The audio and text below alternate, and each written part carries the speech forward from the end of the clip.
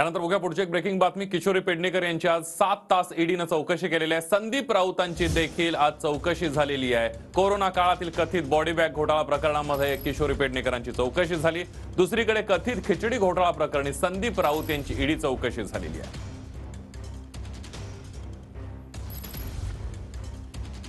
आज होतं ते किश कंपनीबद्दल होतं आणि किश कंपनीचे काही पेपर्स त्यांना हवे आहेत, ते नक्की आम्ही देणार आहोत। कारण यंत्रणाला सहकार्य करणं आमचं काम आहे आणि त्यामुळे वकिलांच्या माध्यमातून मी ते सगळे पेपर देईन। त्यांना जे जे पेपर काही हवे ते देईन। घोटाळा आहे मला तुमच्याकडून समजतंय, हा घोटाळा आहे मला माहितीच नाहीये।